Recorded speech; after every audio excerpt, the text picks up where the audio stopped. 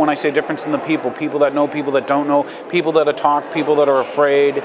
I mean, you, once again, extremely courageous, whereas others and stuff will, I don't know if they won't say, or they won't do, or maybe it's just compartmentalized where they don't know. Well, but what did you notice when you were there? What's interesting is that we're talking about truth here, and you shall know the truth, and the truth shall set you free. Well, when I arrived at the newly built Marble Palace, Langley? CIA in Langley, it was under President Kennedy, who was responsible for getting me and many others down to Washington to see what we could do for our country. Wow. So it was 1963, and I walked in there, and on the left-hand side of the marble engraved foyer was, "You shall know the truth, and the truth shall set you free," John's Gospel, okay? And I looked up at that, and I remembered many times, must have been about 350 times, that my Irish grandmother said, "Raymond." I was going to ask you about your upbringing, what makes you you, but go ahead, Raymond. Raymond. When it was serious, they'd always call me by my full name. Raymond, be truthful and honest, and then you won't give a damn what anyone says about you, okay? So I looked up at that thing, and I could hear my grandmother's words ringing in my ears. I said, "Grandma, this is going to be a good place to work, if that's true." No pun intended, okay? Yeah. It was true for almost the whole 27 years that I worked there.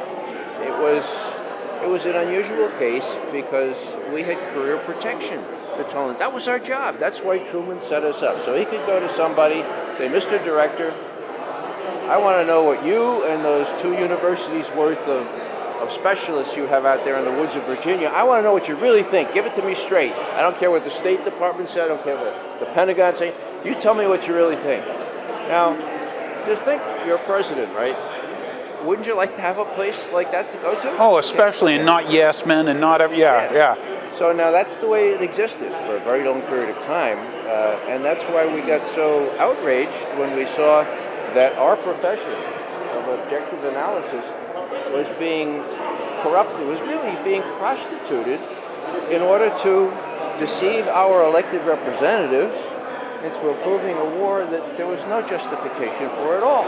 I mean, it doesn't get any worse than that. No kidding. I mean, watching the corruption of your profession is bad enough, but seeing that, most of us are... And then it's utilized, like you say, on something that you know is unjust. Yeah, I mean, most of us are pretty big about this Constitution, all right? We're sort of conservative stripe. And when we see our profession being corrupted to justify the, well, really deceiving of our elected representatives in the Congress out of their constitutional prerogative to declare or otherwise authorize war, right? Well, that's really bad. And so, to their credit, a bunch of folks joined with me, and we set up Veteran Intelligence Professionals for Sanity, and we've been publishing things now for since 3 months before the war. We sent three memos to the president, just as we used to. You know, memorandum for the president from, in this case, VIPS. Subject. Well, our first one was Secretary Powell's presentation this morning before the UN. Yeah. And we gave him, for example, an A for performance and a C- for content. Content, exactly. We would have flunked them outright if we knew then what we know now. We warned him that our former colleagues were being pressured immensely by his vice president into spinning intelligence, and we finished up with this sentence. We said, "Mr. President, we strongly suggest that you broaden the circle of your advisors beyond those who are clearly bent on a war for which we see no compelling reason and from which we believe the unintended consequences are likely to be catastrophic." And we take no particular delight in having it right about that. Scott Ritter and others were screaming it from the house. I remember Ritter. Yeah. And so now, would they listen to us on Iran? No, I'm with you. My next one is, as a person who did analysis, looking at other regimes and other countries and other governments and stuff, what do you think of the birth of Homeland Security here and the powers that are being handed over to them right now, especially in the context of history, and let alone what you've seen once again in other places around the globe? Well, you know, my first area of specialty, my graduate degree is in Russian studies. And I spent some time in the Soviet Union under the old regime, okay? And there's certain distinctive things about the Soviet Union, and one was they talked about the homeland all the time. The homeland this, the homeland that, defending the homeland. Actually, the Nazis did the same. It was opposed to homeland. That didn't creep into our vocabulary until after 9/11. Okay, I was That's noticing, important. right. Now, and in Moscow, you run around, and on every street corner there's a policeman. It's a militiaman. There were more policemen than any other profession. Right, in Moscow. the government ends up being the economy. There's Yeah. so many employed, yeah. Now you look around here. Just walk down the streets of Boston. You want to go down the street later with me? And I got to show you something. We were driving by, and what was the federal building here, okay, now has a little booth in front and the Homeland Security seal. And I wanted to go, I was going to actually do a thing and see, how much time I could get videotaping that seal for my viewers, and then wait until I get someone to come out to ask them if they were insecure.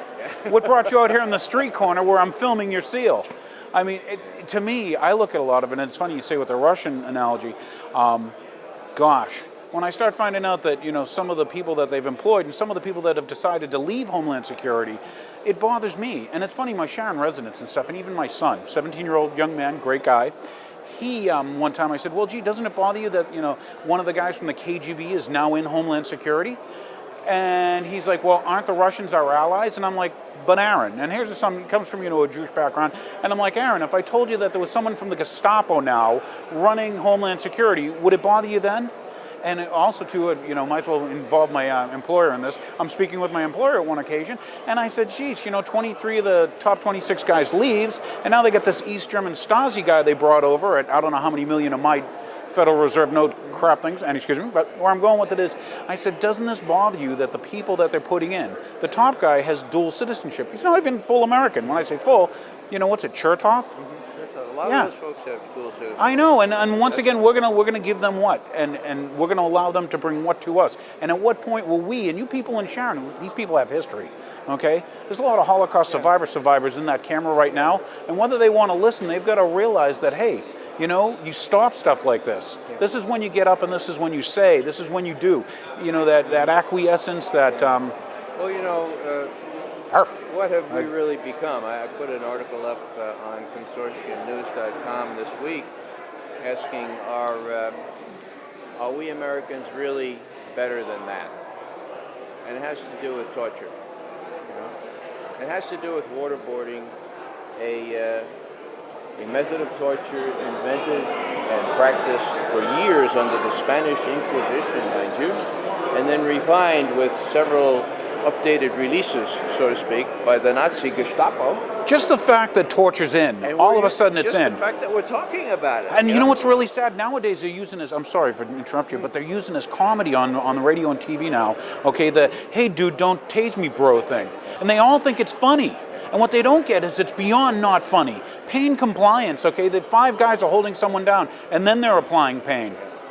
I'm sorry. It's a brutalization of things. You could see it coming when we sort of forfeited our moral standing and allowing things like an unprovoked war to take place. You can see it on the streets. When you legitimize, if you can use that word, the preemptive use of terror or force or killing people or shock and awe. Right. The cop on the beat gets that message just as easily as anyone else, and the FBI gets it, and all their indoctrination, all their education about minimal use of force is out the window. And we see it affecting our own domestic security. I'm not going to say homeland security. No, I'm with you. But now we're going to rent out what? We're going to rent out Blackwater, guys who are what? Answerable to me, to her, to him? Well, what's really interesting, of course, is the legislation allows our president to use the CIA as his personal Gestapo. Okay. So another legislation reads that the CIA, director of the CIA, shall perform such other functions and duties as the president shall from time to time direct. One sentence inserted in the National Security Act 1947. Nobody realizes it's there, but that's the thing that justifies the president from telling that, so he can tell the CIA to go ahead and torture folks.